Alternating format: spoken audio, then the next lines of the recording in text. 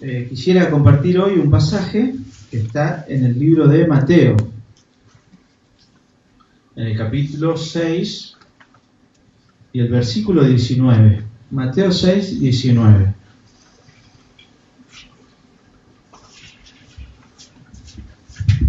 Mateo, capítulo 6, versículo 19.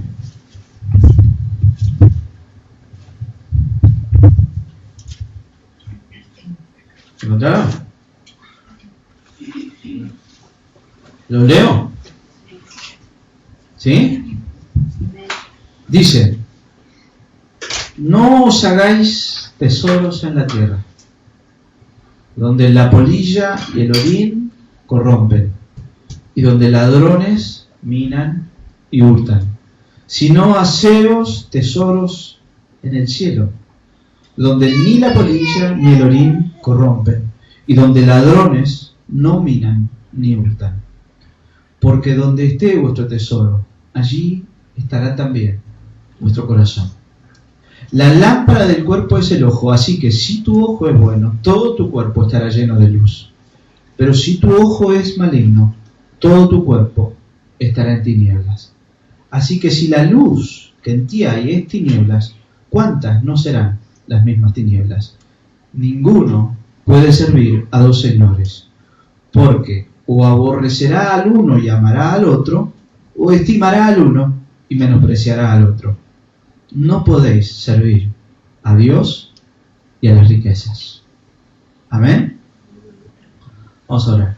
Señor, te rogamos que abras nuestras mentes y nuestros corazones, para que esta tu palabra sea sembrada en nosotros, que aprendamos a conocerte más, a amarte más y a honrarte. Que aprendamos, Señor, que vos sos lo más precioso que existe. Vos sos la causa de todo lo que hay.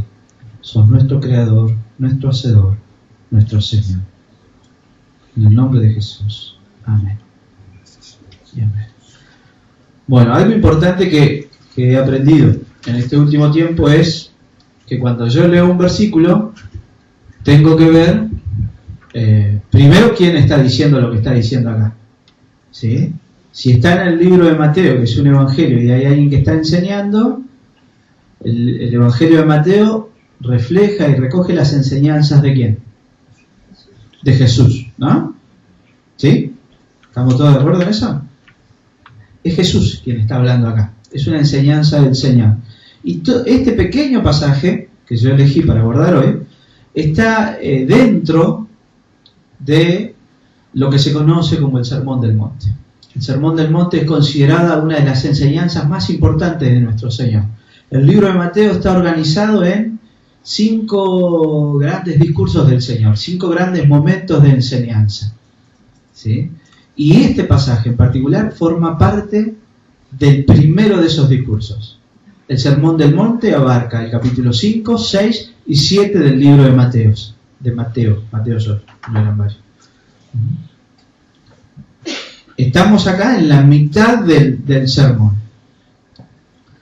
El Señor, en algún momento de su ministerio, lleva a sus discípulos a un lugar apartado, a una montaña, a un monte, por eso se llama el Sermón del Monte, porque comienza el capítulo 5 así, diciendo que el Señor llevó a sus discípulos a un monte y ahí comenzó a enseñarles. Hay muchas opiniones respecto a esto. Algunos dicen que fue solo un sermón, a veces otros dicen que Mateo tomó sermones de un día, de otro, de distintos momentos, e incluso de distintos lugares. La explicación o lo que yo encontré como más sensato y acertado es entender como que fue un tiempo, una especie de retiro espiritual que el Señor hizo con sus discípulos, y seguramente todo lo que Él enseñó en estos varios días lo recoge Mateo en este famoso Sermón del Monte. ¿De qué habla el Señor en todo el sermón? Del 5 al 7. ¿Cuál es el tema del sermón? ¿Cómo somos nosotros discípulos de Él?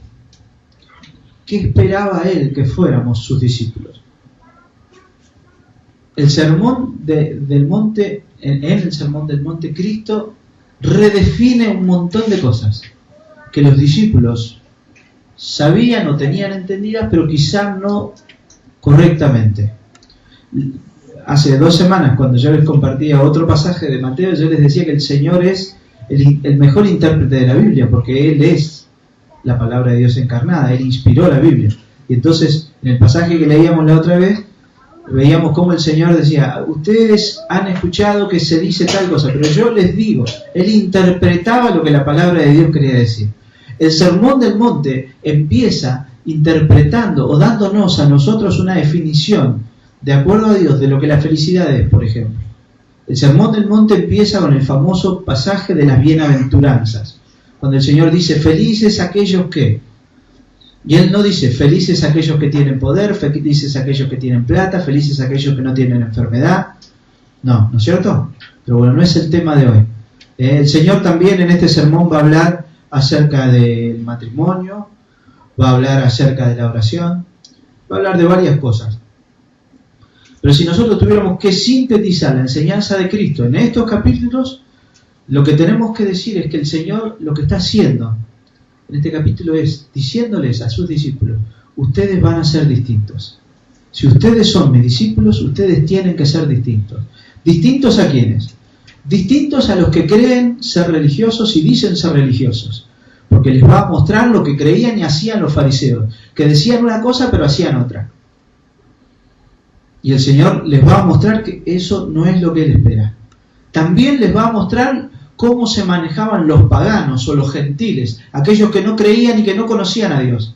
Y de esos también les dice, ustedes van a ser distintos. Van a ser distintos de los religiosos hipócritas, van a ser distintos de aquellos que viven como si no hubiera Dios. Van a ser distintos.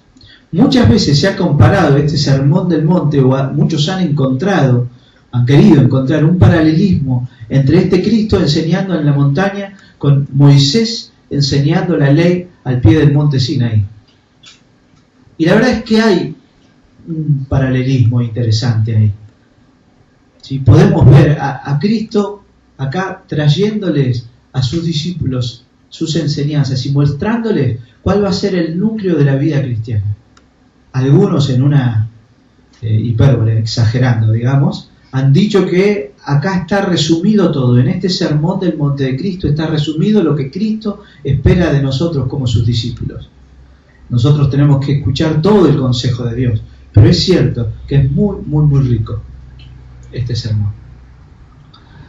En el Antiguo Testamento, el Señor llama a Israel a ser su pueblo, a ser un pueblo santo y apartado del resto de los pueblos, diferenciado del resto de los pueblos. De la misma forma, Cristo nos llama a nosotros a ser distintos. El énfasis que tiene este sermón en sí es, ustedes tienen que ser distintos. Si ustedes son mis discípulos, van a ser distintos en esto, en un montón de cosas, ¿no? Pero hoy nos vamos a referir a un pasaje en particular, ¿sí? Este del 19 al 24. Vamos a analizar un poco lo que hemos leído. El pasaje comienza hablándonos de 2 mandamientos. El Señor nos ordena acá 2 cosas en los primeros 2 versículos, en el 19 y el 20. Nos ordena 2 cosas que en realidad son las dos caras de una misma moneda. Porque nos dicen, no hagan esto, sí hagan esto. Pero no hacer esto implica sí hacer esto. O sea, es lo mismo, es una unidad, pero está ahí puesta en dos mandamientos, uno negativo, otro positivo. ¿Qué no tenemos que hacer según lo que el Señor dice? No tenemos que hacernos tesoros en la tierra. No hay que hacerse tesoros en la tierra, nos pide el Señor. ¿Por qué?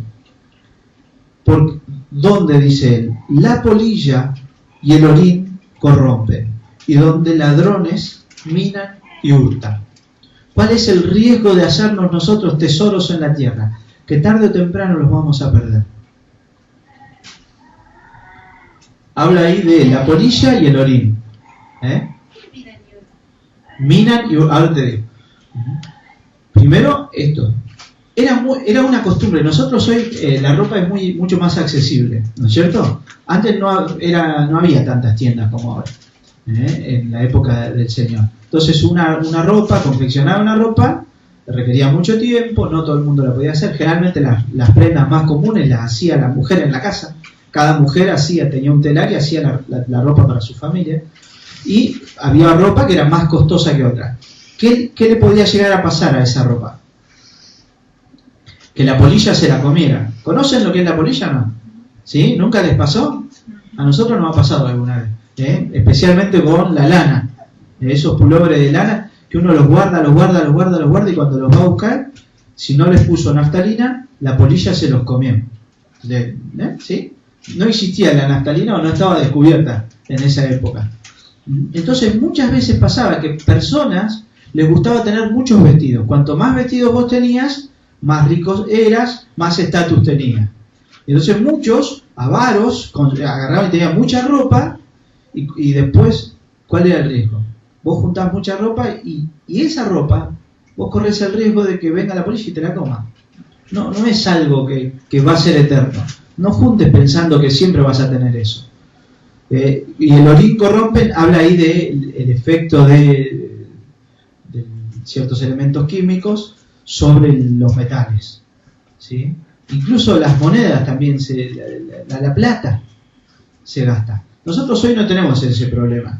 Si nosotros tenemos una moneda de nuestra época, dura mucho tiempo, ¿sí? Incluso la ropa está hecha con ciertos materiales que ni las polillas lo comen.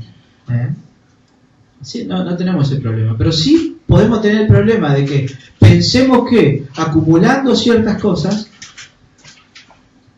pensando que son seguras, las podemos perder. Nosotros agarramos y decimos, yo voy a ahorrar, quiero juntar mucha plata para estar seguro, ¿sí? Acuérdense de aquella parábola que también el Señor cuenta del hombre que acumuló mucho para sí y se murió y ¿qué pasó? Nada. ¿Qué hizo con esa plata? No le sirvió de nada. ¿Sí? Nosotros hoy, si yo estuviera así, digo, me compro dólares y guardo dólares y todo. ¿Qué puede pasar? Especialmente en nuestro país. Una debacle económica, corralitos, nos cierran. Perdemos todo. ¿Sí? Esa es la fragilidad de los tesoros que nosotros podemos hacernos en la tierra. ¿Qué sí nos manda a hacer el Señor? Hacernos tesoros en los cielos. Háganse tesoros en los cielos. Los tesoros en los cielos tienen esta cualidad. Son eternos. No hay nada que los pueda afectar. Dice ahí que ni la polilla ni el orín corrompen y ni los ladrones minan ni hurtan. Minan ni hurtan. Esto que vos querías preguntaba Julia. Minar significa, había personas, en esa época las casas eran hechas con ladrillos de barro y barro, ¿sí? Era eso. Y entonces, si yo sabía que en algún lugar tal persona guardaba plata, los ladrones lo que hacía era ir rompiendo la pared de a poquito, y eran muy frágiles las paredes, eran los boqueteros de aquel entonces. Y te hacían un agujerito y lo tapaban y hacían como un telcito y te podían sacar lo que querían. Podían entrar a donde vos guardabas la plata muy fácilmente y robártela. ¿Sí? Los tesoros en la tierra, ¿te los puede sacar alguien? Sí, los tesoros en los cielos no nos los puede sacar nadie. ¿Por qué el Señor nos pide que nos hagamos tesoros en los cielos y no en la tierra? Porque ahí donde esté nuestro tesoro va a estar nuestro corazón. ¿Dónde está nuestro corazón? ¿Qué es lo que aquello a lo que nosotros le damos más valor? ¿Dónde tenemos puesta nuestra mirada, nuestro interés? ¿Qué es lo que más nos importa? ¿Lo de esta tierra o lo de los cielos? ¿Cuál es nuestro tesoro en los cielos? Dios. Dios es nuestro tesoro en los cielos. Cristo es nuestro tesoro en los cielos. Las bendiciones que hemos recibido en Él son nuestros tesoros en los cielos. Aquello que Pedro dice, la herencia inmarcesible, dice Pedro, que lo tuve que buscar en el diccionario la primera vez que lo escuché. Aquella que no se marchita, que no se pierde. Precisamente esto que está diciendo. Guardada, reservada para los santos. A nosotros nos está guardada una herencia, que es vivir en el reino de Dios, con Dios. Ese es nuestro tesoro. Nosotros como cristianos vivimos en esta tierra pero con los ojos puestos en el cielo, donde está nuestro tesoro, que es Cristo. ¿Se acuerdan aquel versículo que nosotros aprendimos de memoria? Colosenses 3. ¿Cómo decía? Si pues habéis resucitado con Cristo, buscad las cosas de arriba, donde está Cristo, sentado a la diestra de Dios. Nuestro tesoro está puesto en los cielos. ¿Se entiende? Y acá vienen dos versículos que me complicaron un poquito. Yo siempre leí estos versículos aislados. Leí los versículos, es una frase, tiene sentido, ¿sí? Una frase completa. ¿Qué dice? La lámpara del cuerpo es el ojo. Así que si tu ojo es bueno, todo tu cuerpo estará lleno de luz. Pero si tu ojo es maligno, todo tu cuerpo estará en tinieblas. Así que si la luz que en ti hay tinieblas, ¿cuántos no serán las mismas tinieblas? Yo siempre interpreté esto, pero no está mal, que si yo miro cosas malas, ¿sí? me hago mal a mí mismo, me lleno de tinieblas. Y si miro cosas buenas, me hago bien a mí mismo. ¿Sí? Siempre entendí eso. Pero está puesto, este pasaje está puesto en el contexto de hablar de no estar apegado a las riquezas.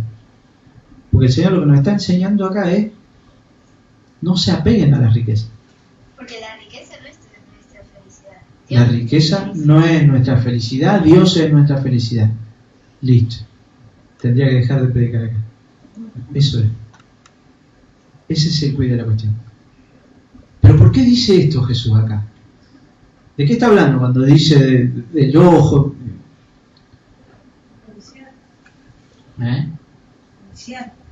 Codiciar. De desear y codiciar. Si nuestros ojos, tener nuestros ojos puestos en algo es desear, ¿no es cierto? Si nuestros ojos están deseando, si nuestra vida está deseando todo el tiempo las cosas de esta tierra, nosotros estamos ciegos, no tenemos visión, no estamos viendo correctamente. Está hablando de eso. Que aquel que tiene puesta su vista, su confianza, su deseo y su corazón en las cosas de esta tierra es un ciego. Porque eso, en lo que él ha puesto su corazón, hoy está y mañana no está. Pero si nuestro corazón está puesto en Cristo, descansando en Cristo y en la seguridad de que Él ha dado su vida por nosotros, de que Él nos ha amado, de que Él nos ha hecho hijos de Dios, esa seguridad, ese tesoro, no lo puede tocar nadie, no nos lo puede arrebatar nadie. Entonces, en ese contexto, hablar de que nuestro ojo, o que la lámpara de nuestro cuerpo es nuestro ojo, cobra otro sentido. ¿Sí? La lámpara del cuerpo es el ojo, dice. A ver, lo que nosotros miramos, lo que nosotros deseamos, alumbra nuestro camino. Nosotros vivimos de acuerdo a lo que nosotros deseamos, de acuerdo a lo que está en nuestro corazón. Todo el sermón del monte apunta a ser distintos, pero no distintos en el actuar solamente, porque eso hacían los fariseos, distintos en el corazón. Ustedes van a ser distintos porque van a desear otras cosas, dice el Señor. Entonces nuestra vida está guiada por otra lámpara, porque nosotros estamos mirando otra cosa, no podemos estar mirando a la riqueza, a los deseos de nuestro cuerpo, de nuestro orgullo, de nuestro egoísmo. Nosotros vivimos y caminamos mirando a la luz, que es Cristo. Si miramos a otra cosa, estamos caminando en la oscuridad. Y el que camina en la oscuridad está perdido y no sabe a dónde va.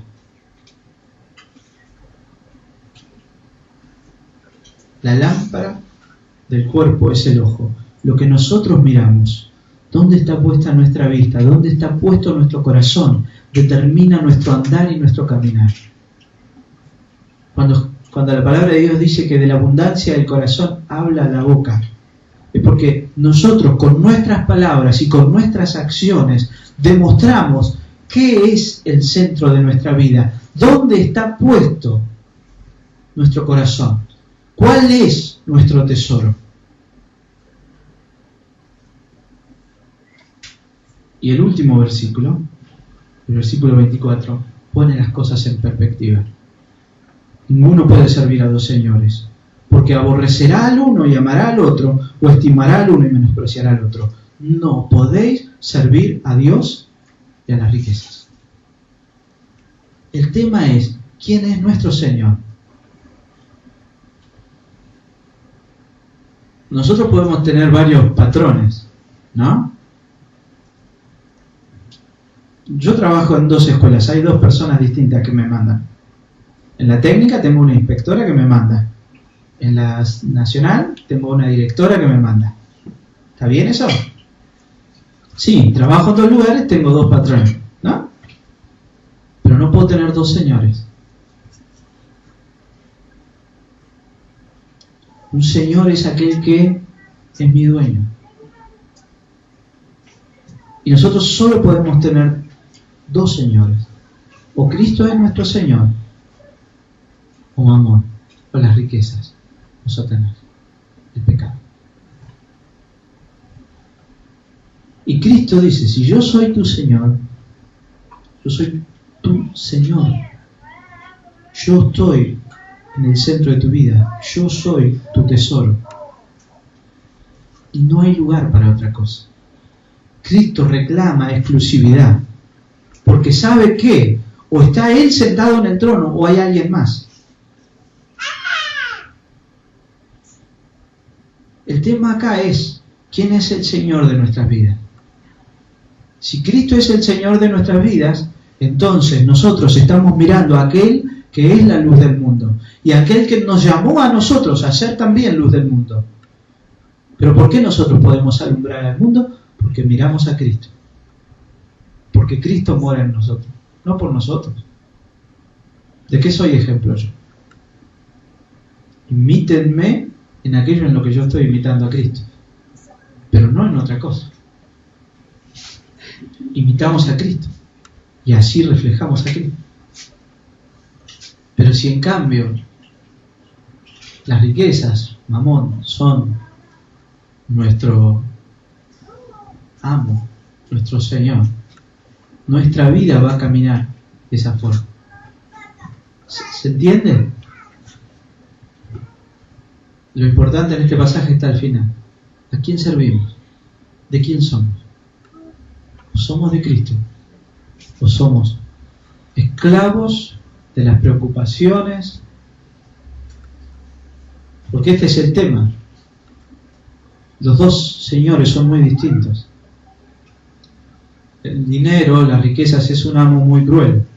Se apodera de nosotros y nos da un poquito y nos hace desear cada vez más, cada vez más, cada vez más. Y nunca es suficiente.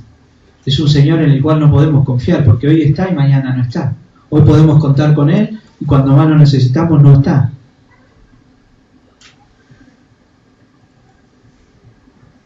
Y el Señor Jesús es distinto. Cuanto más deseamos de Él, más tenemos de Él. Cuanto más nos acercamos a Él, más Él nos da de Él mismo. Cuanto más lo necesitamos, más cercano a Él está de nosotros. ¿Quién es nuestro Señor? En eso, los discípulos de Cristo son llamados a ser distintos. Su Señor no son las riquezas, sino Cristo.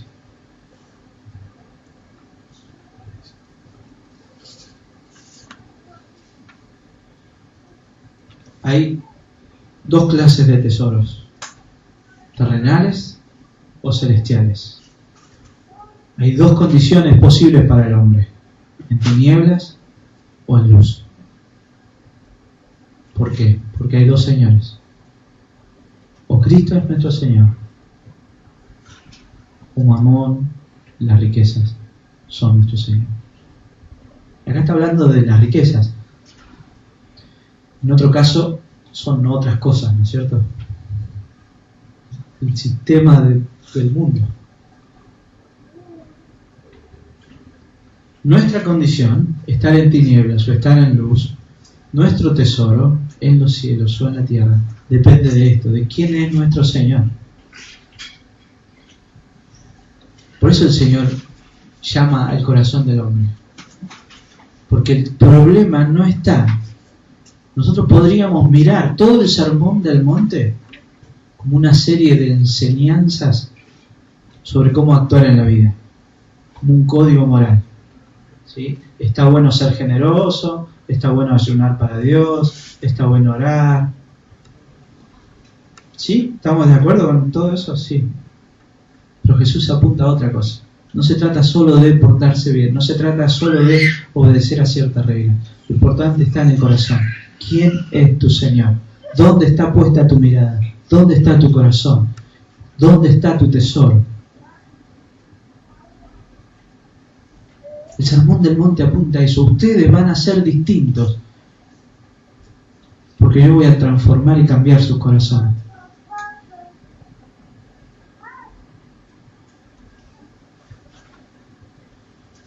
Generalmente cuando yo elijo un pasaje para compartir con ustedes, lo leo muchas veces, hago apuntes.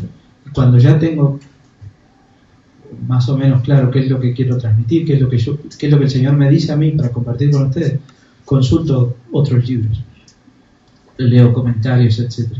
Hay un libro precioso, se llama El Sermón del Monte, de un hermano que se llama John Stott. Ese libro a mí me ayudó muchísimo a entender cuál era el centro de la cuestión.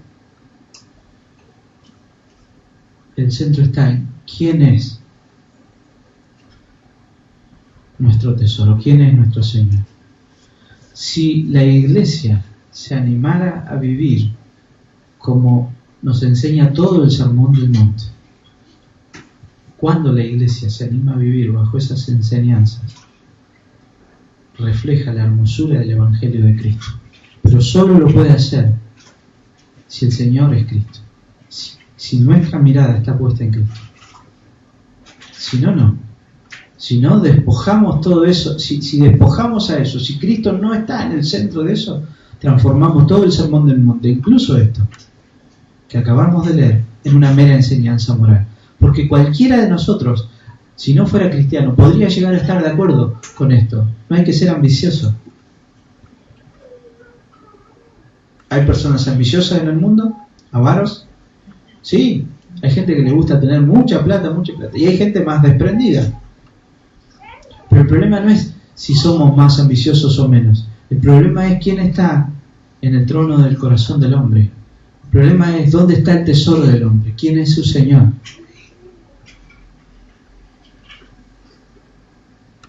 Si nuestro Señor es Cristo, entonces nuestro tesoro está en los cielos. Entonces nosotros podemos disfrutar de las riquezas. ¿Es pecado tener plata? No. ¿Eh? El amor al dinero. Ahí está el tema, el amor al dinero. Cuando el dinero es nuestro tesoro, cuando nuestro corazón está puesto en ese dinero, ahí nosotros estamos corriendo a Cristo. Ahí Cristo no es el centro. Si el dinero que uno trabaja y recibe no lo ata, la perspectiva es distinta. ¿Se entiende? Algunos tenemos más dinero, otros menos. Conozco una persona que dice, yo con plata sería una porquería. Claro, se conoce a sí mismo, no sé. Quizá el Señor nos dé a nosotros, qué sé yo cómo sería yo si fuera rico. ¿Cristo seguiría siendo el centro de mi corazón? Mis necesidades no han sido tan materiales por ahí. Siempre he tenido todo lo que necesitaba. Pero alguien por ahí que ha pasado necesidad material y que hoy tiene la oportunidad de tener algo más, puede caer en la tentación de hacer de la economía, de la plata, el centro de su vida, del tener más y más. Pero el problema no está en la actitud No, el problema no es la actitud, el problema es de dónde viene la actitud. La actitud viene de que el que está en el trono, el Señor de esa persona, no es Cristo, es otro. Si Cristo no es el Señor de nuestras vidas, entonces nosotros vamos a tener nuestro tesoro en otro lado, en la tierra. Y ese tesoro en la tierra, tarde o temprano, desaparece. Porque nosotros tenemos una realidad, somos argentinos. Pero un suizo que sabe que deposita su dinero en el banco y nadie se lo va a tocar, porque tiene un gobierno súper serio, en algún momento se muere. ¿Y qué hace con ese dinero? ¿Qué pasó con ese dinero? Eso pasa.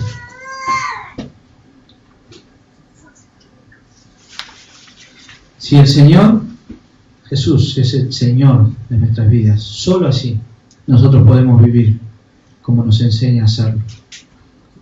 Si el Señor Jesús es Señor de nuestras vidas, nosotros ya no vivimos en las tinieblas, sino que ahora su luz ha deshecho nuestra oscuridad.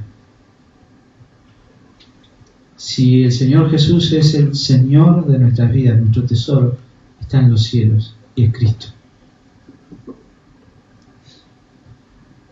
Si Él es el Señor de tu vida y de la mía, nosotros sabemos que todo pasa. Pasan las riquezas, pasan la fama, el prestigio, pasa el dolor, la tristeza, la enfermedad. Lo malo, lo bueno, todo pasa. Su amor permanece. La palabra de Dios permanece para siempre. Él es eterno. Nuestra herencia es eterna. Y está en los cielos. Esa herencia, que es estar con Cristo, de la cual nosotros ya hoy estamos disfrutando, porque sabemos que nuestras oraciones son escuchadas, sabemos que nuestro Señor mora en nosotros y nos está formando a su imagen. Eso hoy ya es real en nuestra vida, y sabemos y tenemos la esperanza de que nuestro Señor Jesucristo vendrá por nosotros y nos llevará a su reino, y esa herencia nada y nadie nos la puede quitar. Y entonces, con esa seguridad, nosotros caminamos distintos. Que nuestra confianza, que nuestro amor, que nuestros ojos siempre lo miren a Él. Porque no hay una belleza más sublime que contemplar. No hay un amor más grande que experimentar. No hay un tesoro más brillante que Cristo. No hay otro Señor. Él es Señor de todo. 1 Pedro, capítulo 2, y verso 9, nos dice: ustedes son linaje escogido, real sacerdocio, nación santa, pueblo adquirido por Dios, para que anunciéis las virtudes de aquel que os llamó de las tinieblas a su luz admirable. Nosotros, si Cristo es nuestro Señor, ya no estamos en la oscuridad. Nuestro tesoro está en los cielos. Y si nuestro tesoro está en los cielos, si Cristo es nuestro Señor, nuestro caminar en esta tierra es distinto. Ya no caminamos mirando a lo que nos está haciendo falta para hoy o mañana. Los invito a leer los versículos que siguen. Este sermón tendría que haber abarcado también por ahí del 25 al 34, que nos habla del afán y la ansiedad. ¿Cómo vivimos entonces si sabemos que Cristo es nuestro tesoro? Sin afanes, sin ansiedad. Si Él cuida de las aves, cuidará también de mí. Es un himno precioso. Amén. Padre, queremos agradecerte porque vos sos nuestro tesoro, porque vos sos nuestro Señor, porque nuestras vidas están seguras, confiadas en vos. Porque un día nos miraste con amor eterno, nos hiciste tus hijos, nos dejaste entender el sentido de nuestra existencia, que es glorificarte a vos, que es vivir para siempre con vos, porque vos sos nuestra vida, porque en vos, Señor, nosotros somos y existimos. Señor, vos sos nuestro tesoro. Ayúdanos a recordar esta verdad todos los días de nuestra vida, que caminemos siempre con esto presente en nuestros corazones. Ayúdanos, oh Señor. En el nombre de Jesús. Amén.